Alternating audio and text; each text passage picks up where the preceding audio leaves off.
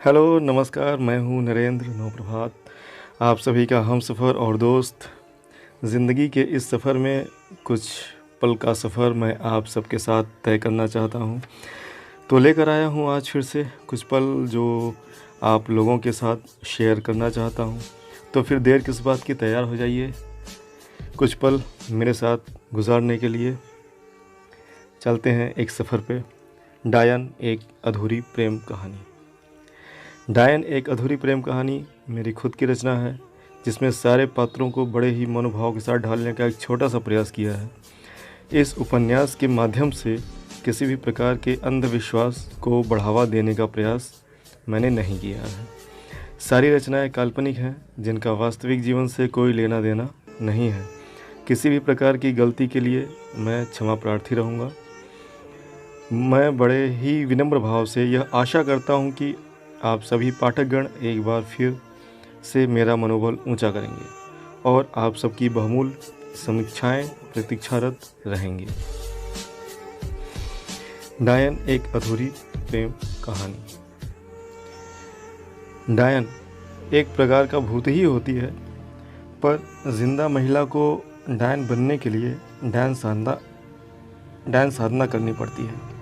यह साधना किस प्रकार से होती है यह तो नहीं पता, पर हमारे समाज में और भी बहुत सी कहानियाँ इससे संबंधित प्रचलित जरूर हैं। खैर, जो भी हो, शौर्य आनंद विहार के बस अड्डे पर पहुंच जाता है। रात के लगभग 10 बज रहे थे। टिकट घर से एक टिकट वह नैनीताल के लिए ले लेता है। उसकी बस 11 बजे की थी। बस पहले से ही खड़ी थी, तो वह बस में चढ़कर खिड़की वाली सीट पर बैठ जाता है। कुछ देर इधर उधर देखने के बाद वह अपने बैग से एक डायरी निकालता है और कुछ लिखने लगता है। यात्री धीरे धीरे बस में आने लगते हैं, पर शौर्य को इन सब बातों से कोई फर्क नहीं पड़ता। वह अनजान सा बैठा बस लिखने में ही व्यस्त रहता है। 11 बजते ही बस चल देती है। तभी शौर्य को एक प्यारी सी खुशबू महसूस होती है और उसे कुछ ऐसा लगता है कि जैसे कोई उसके बगल में आकर बड़े ही मासूमियत के साथ बैठ गया हो। पर फिर भी शौर्य की निगाह उस डायरी पर ही टिकी रहती है और उसका कलम सरपट दौड़ता रहता है। बस चल देती है। कुछ देर के बाद एक मधुर सी आवाज़ शौर्य के कान पर पड़ती है। लगता है आप लेखक हैं। शौर्य की अंगुलियों का दबाव कलम पर से हट जाता है। शौर्य की नज़र जैसे ही बगल वाली सीट पर पड़ी, आंखों में उत्सुकता और सागर सी गहराई का मिश्रण। नाक में पहने हुए सोने की रिंग की चमक उस गोरे से चेहरे को और भी बढ़ा रही थी। होठों की सुंदरता का बखान करने के लिए पूरी कायनात के शब्द ही शायद कम पड़ जाए। पहनावे से वह किसी संस्कारी घर की मालूम हो रही थी। ऐसा आकर्षक व्यक्तित्व शायद शौर्य ने पहली बार ही देखा था। फिर से उस लड़की ने बड़ी मासूमियत से पूछा, क्या आप लेखक हैं? शौर्य हड़बड़ाते हुए, हाँ हाँ हाँ, थोड़ा बहुत। लड़की, थोड़ा बहुत क्या होता है? या तो आप लेखक हैं या फिर नहीं हैं। शौर्य, न नहीं नहीं, मेरा कहने का मतलब यह था कि ऐसे ही थोड़ा बहुत कभी कभी लिख लेता हूँ। लड़की, माफ़ करिएगा, मैंने आपसे बिना पूछे ही, मतलब कि जो आप लिख रहे थे मैं वह बराबर से पढ़ रही थी। आप लिखते जा रहे थे और मैं पढ़ती जा रही थी। मुझे माफ़ करिएगा प्लीज़, सॉरी। शौर्य थोड़ा शर्माते हुए, अरे अरे, कोई बात नहीं। लड़की, वैसे आप जो कहानी लिख रहे थे वह काफ़ी डरावनी लग रही है। आप शायद डायन के बारे में कहानी लिख रहे हैं। शौर्य, हाँ, बस ऐसे ही लिख रहा था। हालांकि मैंने कभी भी डायन को तो देखा नहीं है। लड़की हंसते हुए, ओह, तो क्या देखने की इच्छा है क्या? शौर्य डरते हुए, अरे नहीं नहीं, मैंने ऐसा तो नहीं कहा। लड़की, वैसे माफ़ करिएगा, मैंने आपका ध्यान भटका दिया है। कुछ समय पहले तक आप लिख रहे थे। आप लिखिए, अगर आपको ऐतराज़ ना हो तो मैं पढ़ती जाऊंगी। कहानी काफ़ी अच्छी सी लग रही है मुझको, इसलिए मैं कह रही हूँ। शौर्य, ठीक है। शौर्य लिखने की कोशिश करने लगता है, पर वह कुछ लिख नहीं पाता। क्या हुआ पता नहीं। कुछ देर के बाद लड़की, क्या हुआ, आप कुछ लिख नहीं रहे हैं? शौर्य, पता नहीं क्या हुआ, मेरी कलम जैसे मेरा साथ ही नहीं दे रही है। लड़की हंसते हुए, ऐसा क्या हो गया? शौर्य, शायद आज तक इतनी खूबसूरत लड़की से मैंने कभी भी बात नहीं की, तो मेरा ध्यान आप ही की तरफ बार बार जा रहा है। लड़की मुस्कुराते हुए, अच्छा ऐसा क्या? शौर्य, हम तो अपना बस हालाते बयां कर रहे थे, वैसे आप मेरी बात का बुरा मत मानिएगा। वह लड़की, नहीं नहीं कोई बात नहीं, मैं क्यों बुरा मानूंगी। तभी बस रुक जाती है। कंडक्टर जोर जोर से कहता है कि अगर किसी को कुछ खाना पीना है तो खा पी ले, क्योंकि बस यहाँ पर आधे घंटे के लिए रुकेगी। लड़की, यह लो आधे घंटे का ब्रेक। शौर्य, आइए चलिए बाहर की तरफ चलते हैं।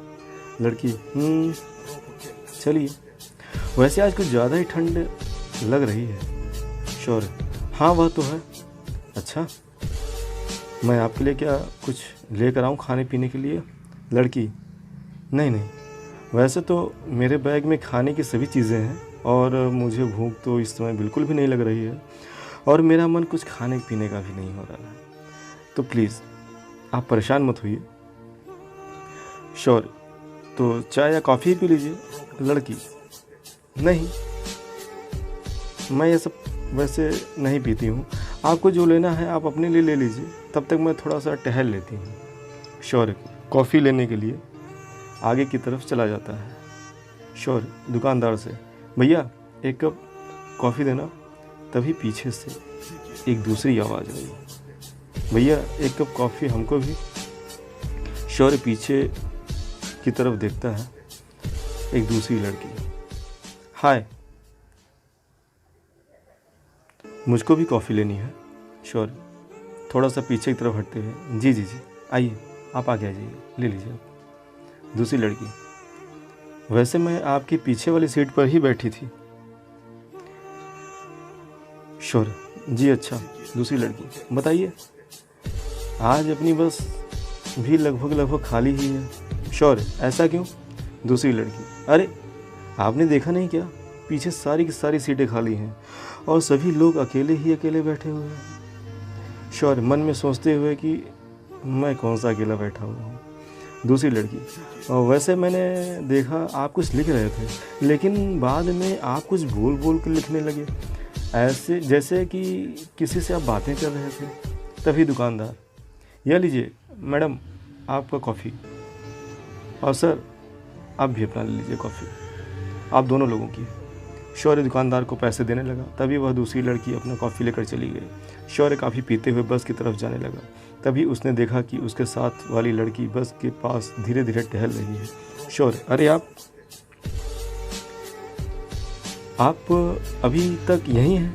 लड़की मुस्कुराते हुए, तो फिर मुझे कहाँ होना चाहिए? शौर्य, मेरा कहने का मतलब यह है कि आपने कुछ लिया भी नहीं और ठंड भी बहुत है, फिर भी आप टहल रही हैं। लड़की, मुझे ठंड बहुत पसंद है, उसी का आनंद ले रही थी। शौर्य थोड़ा अभिनय करते हुए, हाँ हाँ बिल्कुल, मुझे भी तो ठंड बहुत पसंद है, इसीलिए तो मैं नैनीताल ठंड के मौसम में ही जा रहा हूँ।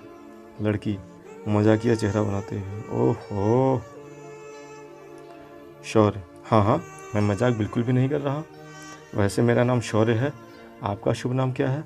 लड़की थोड़ा भावुक होते हुए, इस नाम में क्या रखा है, हर कोई अपने हिसाब से कुछ भी कह देता है, पर मैं तो वही रहती हूँ जो मैं हूँ। वैसे तुम्हारे हिसाब से मेरा नाम क्या होना चाहिए? शौर्य, लड़की की आंख में देखते हुए, तुम्हारा नाम, वैसे तुम्हारा नाम चांदनी सही रहेगा। लड़की, चांदनी ही क्यों? श्योर। ना ही अंधेरे सी घबराहट और ना ही उजाले सी हलक, शीतल शांत, मन को सुकून देने वाली चांदनी रात जैसी, जिसके पहलू में सर रखकर मैं पूरी ज़िंदगी बस लिखते लिखते गुजार दूँ। लड़की रोने लगती है। श्योर। अरे अरे क्या हुआ, क्या मैंने कुछ गलत कह दिया? लड़की अपने आंसू को पोंछते हुए, नहीं नहीं नहीं, बस ऐसे ही। तभी एक ज़ोरदार आवाज़, चलो चलो सभी लोग बस में बैठ जाओ, बस चलने वाली है। कुछ देर के बाद बस चलने लगती है। बस में एकदम से सन्नाटा सा हो जाता है। लड़की, किसी के पहलू में सर रख दोगे, पर धड़कनों को कैसे समझाओगे? किसी के पहलू में सर तो रख लोगे, पर धड़कनों को कैसे समझाओगे? चांदनी ने अगर गुस्ताखी कर लिया तो फिर किसके पास जाओगे? तो आगे की कहानी पढ़ने के लिए, सुनने के लिए पढ़िए अगला भाग, सुनिए अगला भाग। तब तक के लिए आप हमारे YouTube चैनल को सब्सक्राइब करिए, लाइक करिए, कमेंट करिए, और जो भी आपकी अपेक्षाएं हैं हमसे आप बताएं। धन्यवाद।